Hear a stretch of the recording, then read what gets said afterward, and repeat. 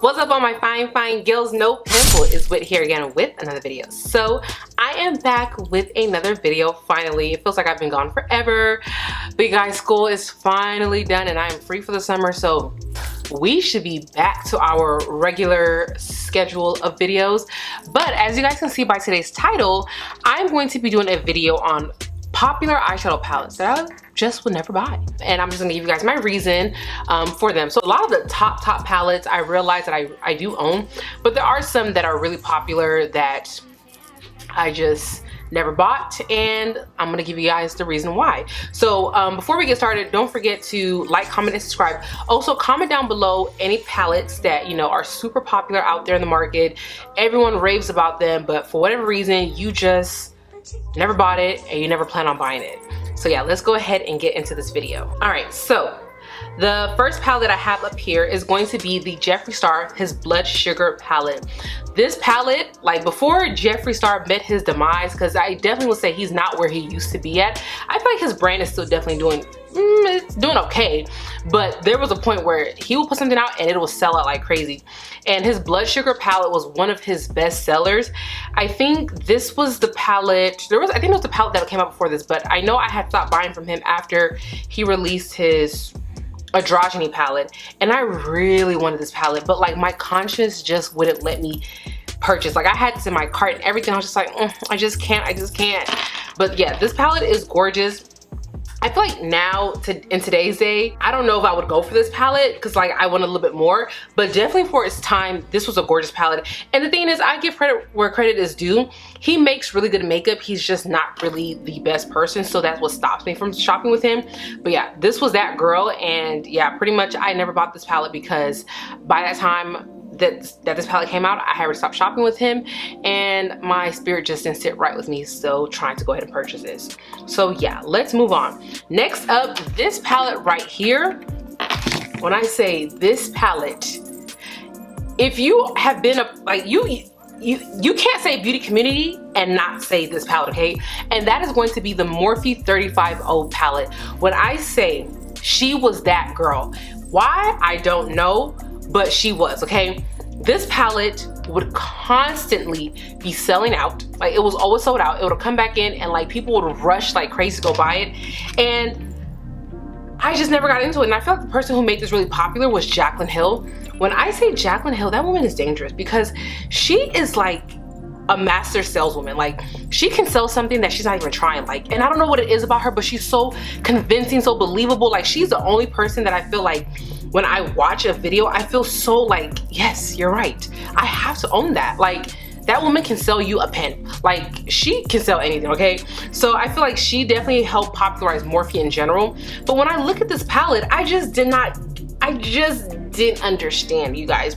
Morphe for the longest really like, they were some damn tricksters, okay? Like they really convinced us that we were getting this amazing deal buying these 35 pan palettes of the same shades. Like their palettes are all like this, like where they would have 35 shades and it's a bunch of repeats of one color.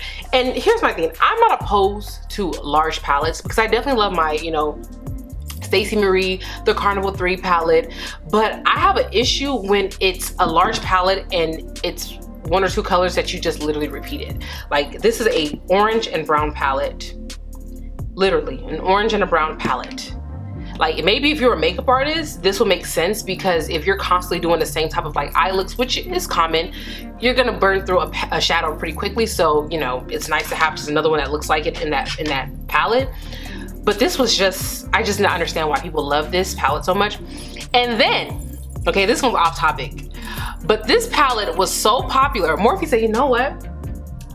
I have a bright idea.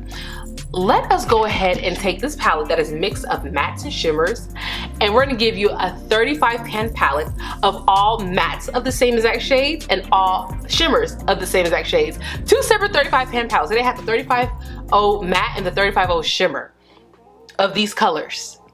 And the thing that's crazy is that people went and bought those two on top of this one. I'm just like, these people really were taking our money. Like they were really taking y'all's money. Not mine, because you know I bought some stuff from Morphe, but like they took some of y'all's money for real, because like some people just really went and bought everything Morphe put out. And their palettes all look the same thing full of that. So for me, I was just never drawn to this palette. Like, it looked cute. There was some times that I almost caved, but I was just like, Whitney, you don't really want it. Like, have you ever found yourself wanting to buy something that you only want it because everyone else has it, but you know deep down you don't want it?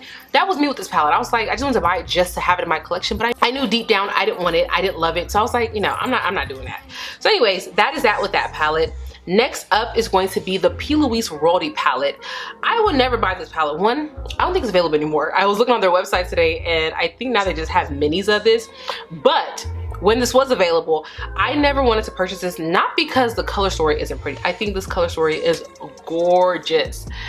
My issue with this palette is how large it is. Like, this is obscenely large, okay? It's not just wide, it's like bulky. It almost looks like an old jewelry box. Like, I would be discouraged from wanting to use that palette just because of how bulky it is. Like, I mean, I don't want to take up all the space on my, you know, my desk when I'm getting ready. So I just feel like P. Louise, you get more package than you get product sometimes. Just moving on. So this right here, this palette is an OG of the beauty community. I think this is like where everything really just started. Like, when I think back of like that OG palette that like I feel like everybody has, and I never bought this. And it's no longer available either. That's why I would never buy it. But this is going to be the Urban Decay, their Naked palette, their original Naked palette. This palette has to have come out in 2012. It had to be, because I remember I was in high school and I was a junior at the time, and a girl in my senior class had this palette and she would use it all the time. So yeah, it had to have been 2012. But anyways, y'all, I never wanted this palette because honestly, it just looked very boring to me. I didn't get it. I did not get the hype of it. I didn't understand what people loved about this palette. But you know what? It's perfect for the everyday girl who just wants something simple. And then thinking about the time when this came out, right? Stuff like this, okay, eyeshadow like this, you had to go get this professionally done. Like, most people did not do this. Most people weren't doing this. And most people day to day don't really do their eyeshadow like this.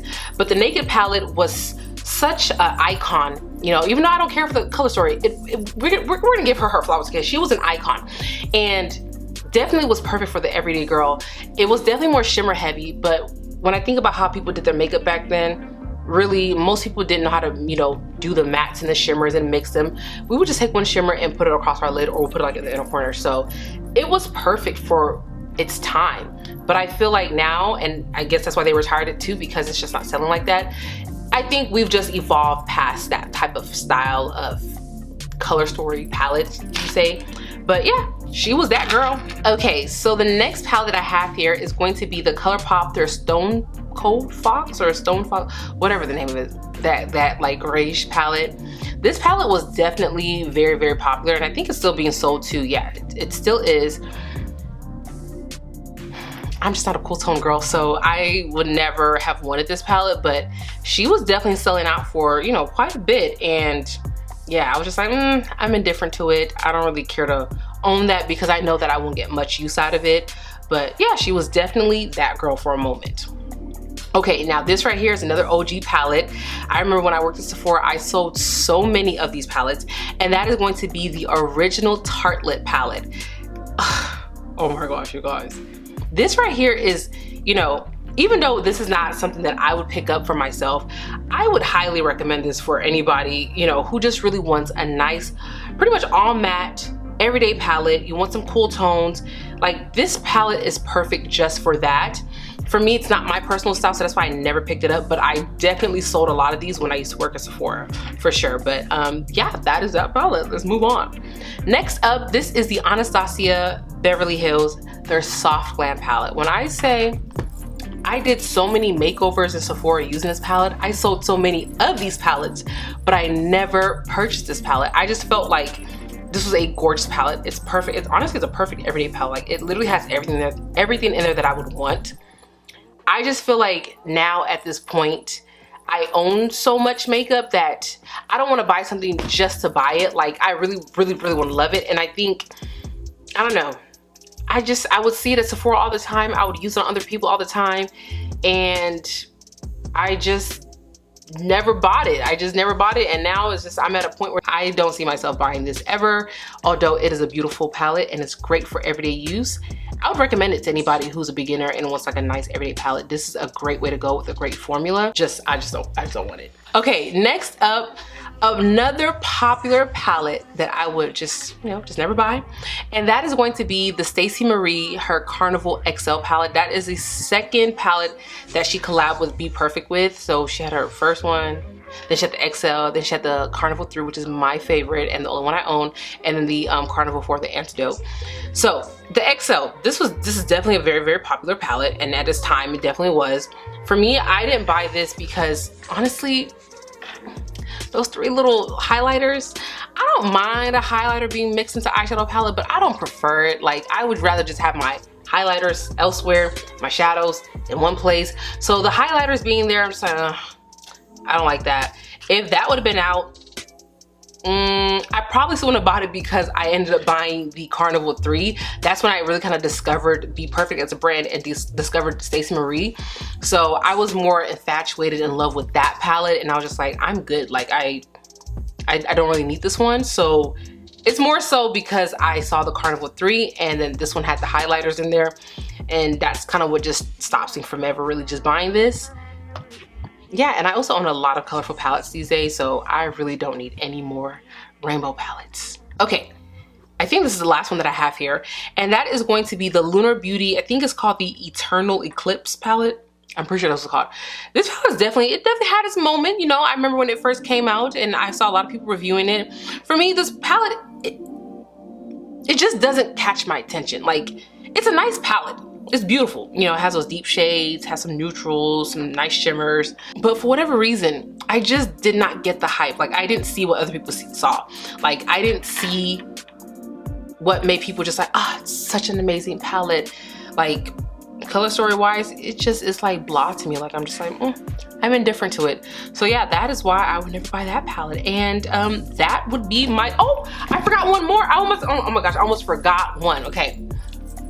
The last one that I have on my list is pretty much any Natasha Denona palette I pretty much will never buy. And the reason being is, so I have received PR from Alter Ego, and they're a brand that tends to dupe like higher end brands, and they make a lot of dupes to the Natasha Denona palettes. And so they sent them to me in PR, so I have those. I have that color story, so I don't want to go out and buy the same as that color story by this brand that I already don't really care to own their palettes. And then also, Natasha Denona has a matte formula that is not my particular favorite, and that's still on my channel too before if you've been watching me for a while. So that's probably why I would just never buy any of her stuff. I mean, I have some of her palettes that I got in gratis when I worked at Sephora. I got like three or four of her quads, or not quads, her 5-pan palettes, and I've never even used them, you guys. I've never used them. So I don't need to go out and buy her palettes, and they're also not that cheap either. I mean, I don't mind, you know, you price what you want to price, but if I'm going to pay that, I have to really, really want that palette, and I just don't have a desire to own any of her palettes. But that is that with today's video. I hope you guys enjoyed this video. Comment down below any palettes that, you know, you've seen everybody talk about, rave about, but you just never plan on buying it, and your reason why you never plan on buying it. But yeah, until next time, I'll talk to you beauties later. Bye.